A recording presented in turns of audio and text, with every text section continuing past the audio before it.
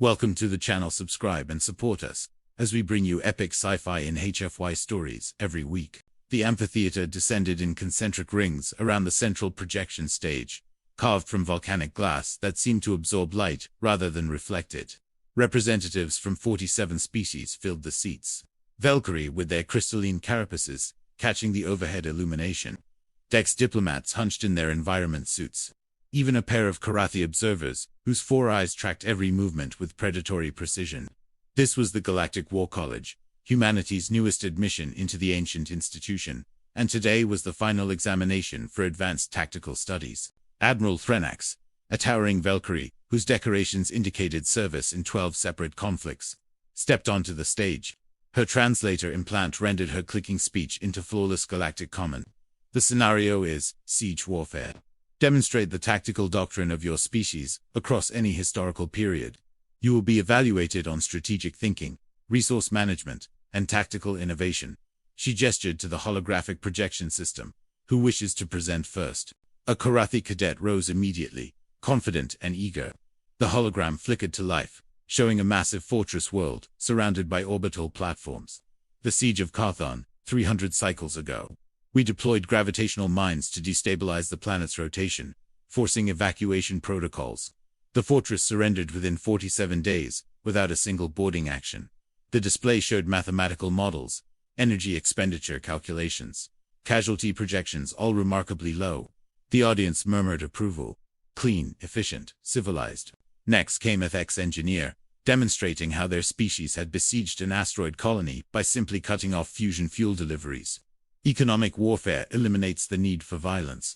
After 6 months, they had no choice but to negotiate. More polite acknowledgement. The pattern continued, species after species showing their doctrines, each emphasizing minimal casualties, maximum efficiency, and adherence to the galactic conventions on siege warfare that limited collateral damage and required specific humanitarian corridors. Then the doors at the rear of the amphitheater opened. Every head turned. The human representative was late. Staff Sergeant Marcus Webb walked down the aisle with the kind of casual confidence that came from combat experience, rather than parade ground practice. His dress uniform was immaculate, but the way he moved suggested someone more comfortable in battle armor. He carried a data slate and wore an expression somewhere between amusement and boredom. The whispers started immediately. Humans, the newcomers who had stumbled into galactic society barely a generation ago, still fighting with kinetic weapons and chemical propellants, while the rest of the galaxy had moved on to directed energy and gravitational manipulation. A Valkyrie student near the front didn't bother lowering her voice. Humans. I heard they still use metal projectiles. Primitive. Her companion chittered agreement. They've been at war with themselves for their entire recorded history. Barbaric Admiral Threnax gestured to the stage.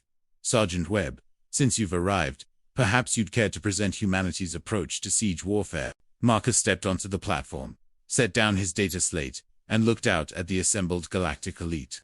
He cracked his knuckles, a gesture that meant nothing to most species present, but somehow conveyed infinite menace. Sure. You want ancient, modern, or classified? The amphitheater went silent. Admiral Threnax's translator implant momentarily stuttered, as if uncertain it had processed correctly. Finally, she clicked out a response. Ancient will suffice. Marcus smiled. It wasn't a friendly expression. Right, ancient. He activated the hologram. And suddenly the entire amphitheater was standing on a windswept plain before massive stone walls. The year 1200 BCE appeared in the corner, along with coordinates for Earth. Mediterranean region. City designation. Troy. So these people, Greeks, they'd been trying to crack this fortress for 10 years. Conventional assault wasn't working. Defenders had superior position, good supply lines, and the political will to outlast the siege. The hologram shifted to show Greek warriors constructing something. They built a horse. Massive wooden sculpture, hollow inside, filled with elite troops. Then they pretended to sail away, left the horse as an offering to the gods.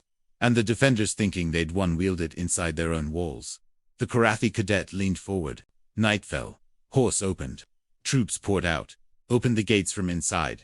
And the entire Greek army, which had been hiding nearby, sacked the city before dawn. The hologram showed fire, chaos, and the systematic collapse of Troy's defenses from within. Silence. Then a vexed diplomat spoke up, his voice synthesizer crackling with confusion. But that's deception. That's psychological warfare, Marcus confirmed. We didn't call it that back then, but yeah. Next example. The hologram shifted without waiting for permission. Now it showed vast Central Asian steppes. The year 1220 CE. This guy, Genghis Khan, was besieging the Khwarezmian Empire. Defenders thought they could wait him out from behind their fortress walls. Khan's army did a false retreat, made it look like they were giving up. Defenders got cocky, opened the gates to pursue, and suddenly found themselves fighting on open ground, where Mongol cavalry tactics dominated. Cities that thought they were safe got rolled in days. Another shift. Mediterranean coastline, 52 BCE. Siege of Alesia. Romans trapped inside a Gallic fortress. So the attacking Gallic relief force shows up to save their people, except the Romans built two sets of fortifications. One facing inward to contain the fortress, one facing outward to defend against the relief force. They besieged a city, while simultaneously being prepared to defend against a siege themselves. The hologram showed the concentric fortification rings, the sheer audacity of the engineering. The Gauls got crushed between two fronts. Julius Caesar won with inferior numbers, because he understood that siege warfare isn't just about the fortress, it's about controlling information, morale, and the surrounding territory. A Valkyrie student raised a translucent claw. But these examples are your energy shields, your orbital support. Marcus met her eyes. We didn't have them. We had rocks, wood, metal, and human ingenuity. And we conquered most of our planet, using exactly those tools. Admiral Thrinak's crystalline features seemed to sharpen. Show us modern siege tactics. Sergeant, the hologram shifted to a frozen hellscape. Snow, rubble, and the skeletal remains of buildings stretched to the horizon. Winter, 1942, Earth location. Stalingrad. The temperature display read -40 degrees. The Nazis think of them as an aggressive expansionist empire. They wanted this city. Spent months trying to take it. Every building became a fortress. Every floor was contested. Snipers controlled streets, supply lines got cut, and the defenders turned the entire urban environment into a killing ground. The Nazis had better equipment, better logistics, and more troops initially.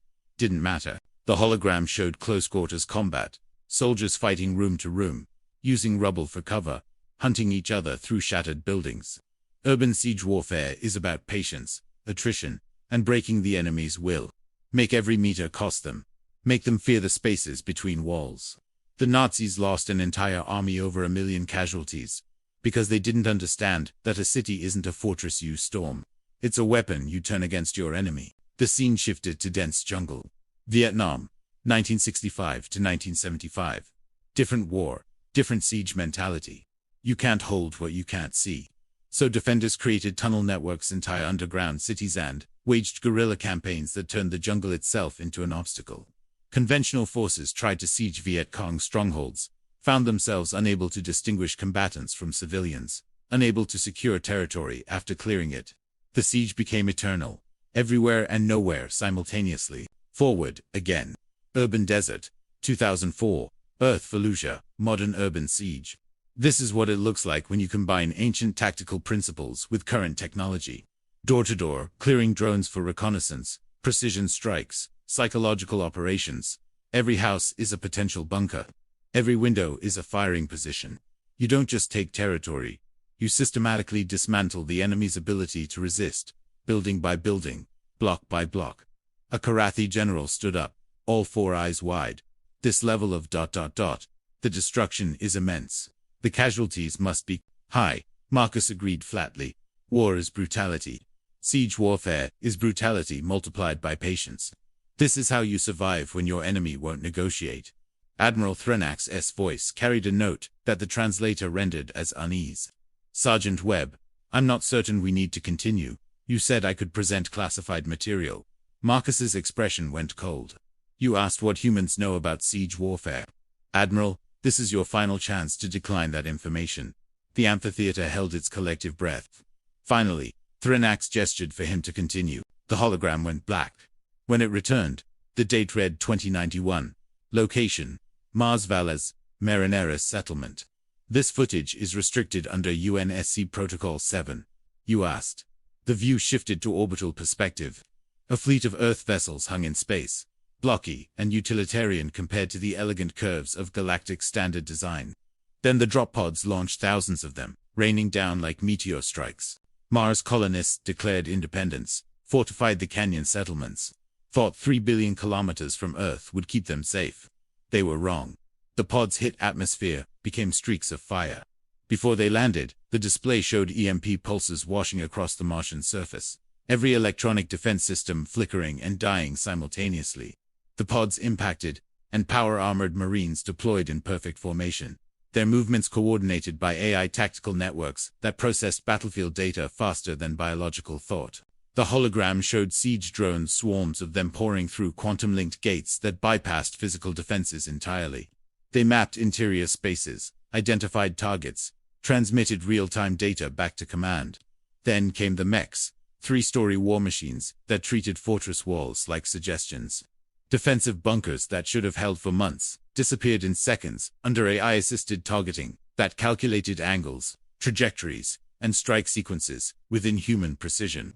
A ex student made a sound like escaping gas fear. "You're showing us genocide." Marcus's voice cut through the horror. "No, this is precision warfare. Total civilian casualties, 47, all accidental during the initial EMP deployment. Military casualties, 3,216. The siege lasted 6 hours. Every fortified position was mapped, assessed, and neutralized with minimal collateral damage. This is what happens when you combine 5,000 years of siege warfare experience with current technology." The hologram froze on an image of Marines standing in the captured Central Command Center, Martian military personnel alive and restrained. "We don't slaughter, we overwhelm. There's a difference." Half the amphitheater's occupants were on their feet, backing toward exits. Admiral Threnax remained seated, but her crystalline body had gone pale. "What are your rules of engagement, Sergeant?" "We tried diplomacy. Once." Marcus deactivated the hologram. "Every tactic I showed, you ancient, modern, classified shares a common principle.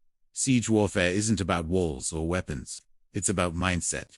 Understanding that your enemy has advantages, then systematically removing those advantages through creativity, adaptation, and the willingness to do what's necessary." A Valkyrie prince stood, his voice shaking. "You honor no tradition. You follow no conventions. We honor survival," Marcus interrupted. "We follow victory. Every species in this room evolved on worlds where predators occasionally threatened your ancestors. Humans evolved on a world where we were the primary threat to each other. We've been perfecting siege warfare since before we invented writing. You asked for a demonstration.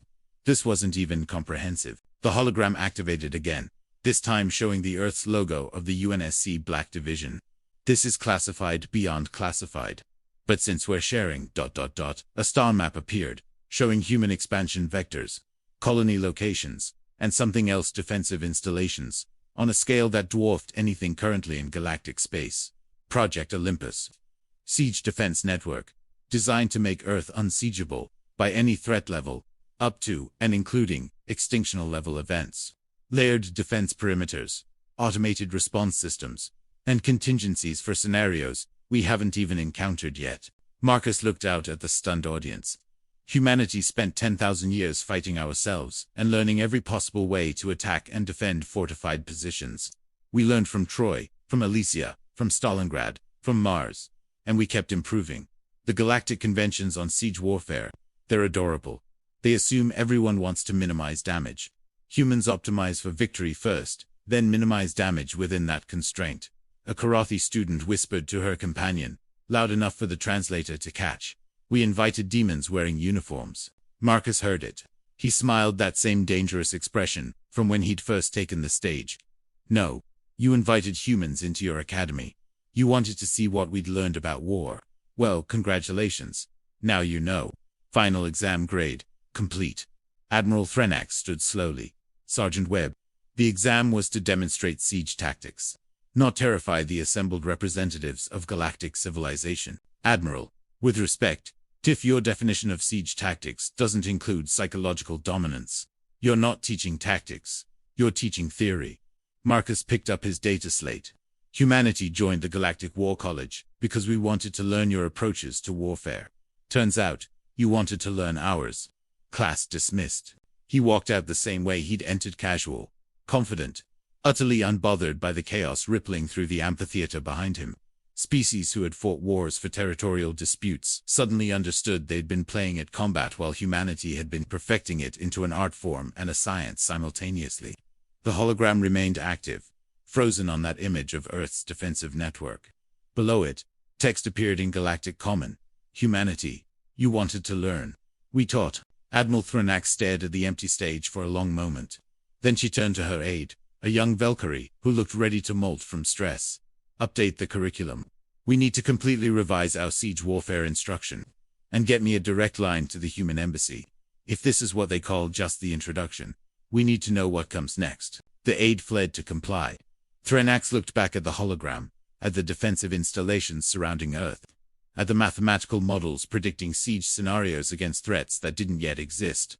Humans didn't just prepare for war. They assumed war was inevitable and planned accordingly. She'd spent 2 centuries teaching siege warfare.